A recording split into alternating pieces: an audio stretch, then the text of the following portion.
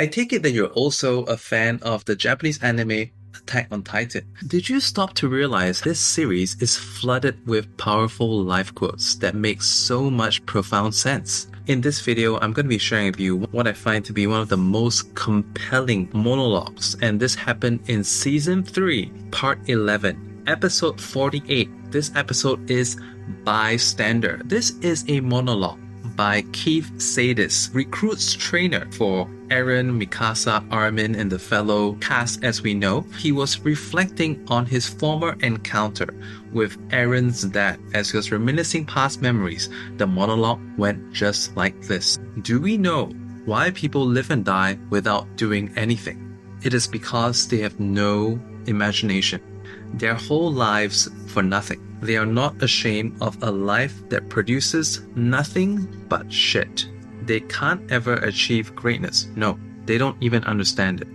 Isn't that the most profound thing ever, right? My channel, Inspire and Random, is all about manifestation, helping one to achieve his full potential, or, you know what, breaking through whatever limits that one perceives to be his potential, and to go way surpass in search and in pursuit of his dreams, your dreams. Tying this back into the stuff that I talk about on my channel, the power to create is in our imagination. This very camera, this phone, this light, this bulletproof stainless mug, before they were created, they were first imaged in someone's imagination. I would like you to think of a NPC character in your daily life. For me, it's a neighbor of mine who, whenever I come around with my dog for the evening walk, he would say the exact same phrases on a day-to-day basis. I was like, where is the soul in this guy? Because he would say, oh, you're here again. Honey, would you look at that? They're just the same breed. Our dog and their dog, they're just the same breed. I can't even tell them apart. He says this every day. What an NPC, right? And the other day when I went past his house, he was letting the car engine run. Why? I mean, he has a Accord Euro R, probably for quite some years already, but he prefers to get around on a motorcycle. So the car is just collecting dust. It's not really getting utilized. Why do you hold on to it? Imagine living a life doing the same things, saying the same statements, watching the same programs, basically living in a trance. This is a true meaning of the whole life for nothing.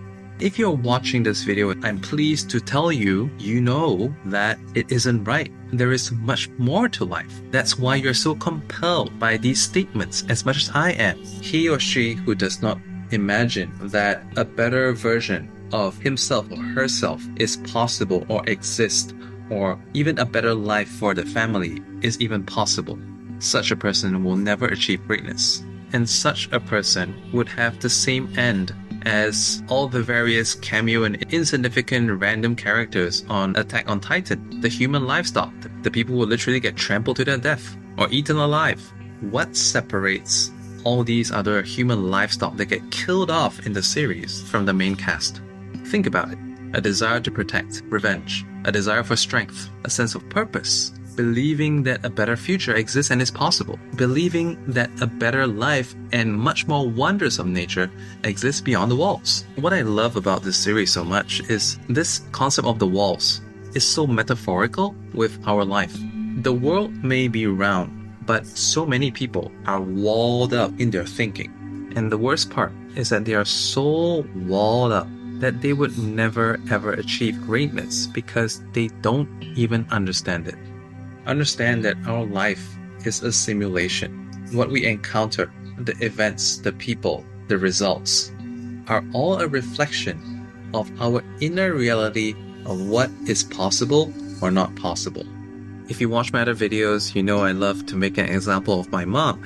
And just the other day, she was complaining how hot and stuffy it was in the house. So I was saying, didn't you turn on the aircon? She says, yeah, it's on. This is the best you can do because your aircon is faulty. There's a leak in your aircon. This is the best we can do. So I looked at the controller setting.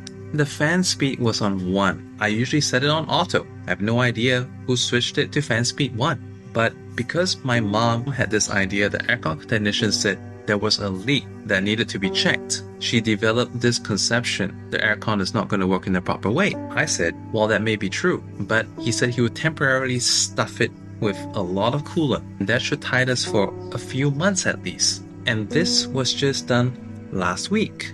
So there's no logical way we should be feeling this hot.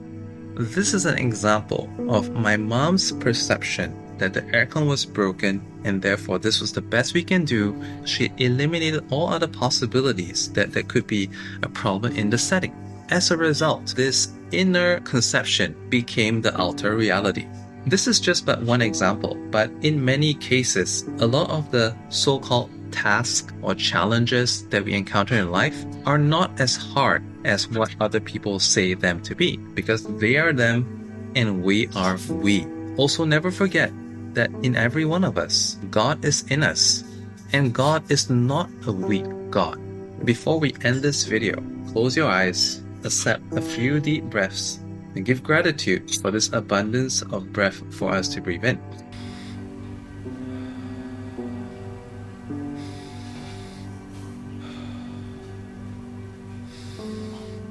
With your eyes closed, I would like you to imagine a version of yourself 1 year from now. You have hit some major goals. What do you look like? How are you different from your current self? What are you wearing? Where are you at? What do you see? What do you hear people around you saying? How are they talking differently about you? How are your interactions with people different? How do you feel now that you have already accomplished some of these goals that you once never thought that you could do, but you achieved them anyway? Maybe it could be gaining a lot of muscle. Maybe it could be shedding a lot of weight. It could be gaining a lot of money. It could be gaining a lot of work promotions. Maybe you have the relationship of your life. How does that look, sound, and feel to you? Now I want you to repeat the same thing. Project a time in your head 3 months before this. Just run with your imagination. Do not prejudge any of the things that come to mind. Anything that comes to mind is correct. So 3 months before you've achieved all this greatness, all these goals, what was your exact position in life? Once again, see what you see, hear what you hear, feel what you feel. Let's do this one more time. Rewind another 3 months before that. What do you see? What do you hear? What do you feel? So you can open your eyes now. And as you open your eyes, write down any flashes of inspiration that you saw yourself doing. What kind of places did you go to? How have you changed? What skills did you pick up at these various points that allowed you to get to these targets and achieve these goals of yours? What exactly were you doing? Anything that comes to mind, write them down. And let's look at what are the things that we can do today that align with these things. So in this alone, we are using the powers of our mind. We're awakening the God in us, and we're raising our active frequency, because every goal that we wish to accomplish exists at a frequency. As long as we raise ourselves to the frequency to access that which we want to achieve, we will certainly get that. For another video, watch this one over here. And also check out my group, Inspire and Random, on the school.com platform. It's in the link in the video description.